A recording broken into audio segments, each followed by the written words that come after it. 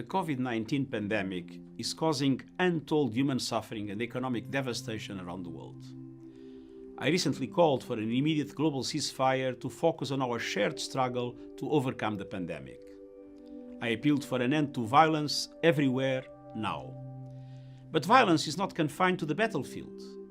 For many women and girls, the threat looms largest where they should be safest, in their own homes. And so I make a new appeal today for peace at home and in homes around the world. We've all been following stories about domestic violence during this crisis, and most of us are safer at home during this pandemic. But for folks who live in a dangerous environment domestically, this can be a dangerous time. The unfortunate fact is that 1 in 4 American women will experience domestic violence in their lifetime. Our work entails policy and certainly legislation. We work on a federal level with Congress and making sure that any new policy, any new legislation, anything like that does no harm to domestic violence victims and survivors. We ensure that when appropriate, domestic violence victims and survivors are included. Housing, immigration, all of those things are what we contribute to as the National Coalition Against Domestic Violence to ensure that victims' voices are raised and that we contribute to that legislation. To track COVID-19 and watching the rates go up and trying to figure out the impact that it's having on victims and survivors of domestic violence is really challenging. Our concern is more for those that are not reporting.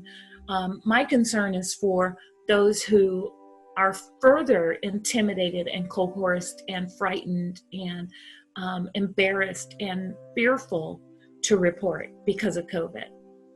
The tactics that abusers use seem really irrational for those of us that are rational, but to maintain power and control, that isolation and the fear that they've instilled in victims and survivors is only exacerbated using COVID as a tool.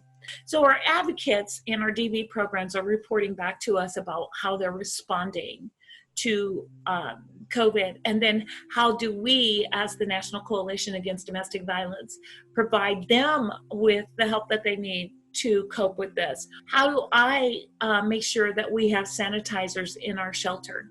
How do we reach out to get hand sanitizer for our shelter? What do we do when we are already at least capacity for our shelter as far as our beds, and now we're being asked and we have to move our beds further apart so that there's not contamination? So how do we assess virtually?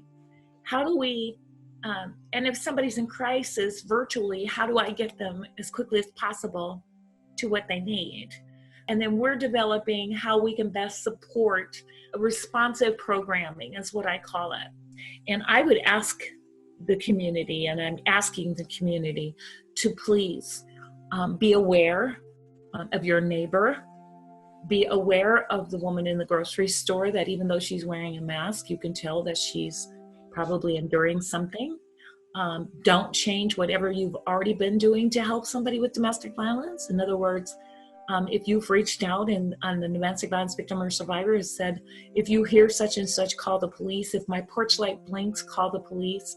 Whatever those things are that you may have already been doing, please don't change. I think the community can make everyone aware in their workplace. We're doing all of these virtual meetings.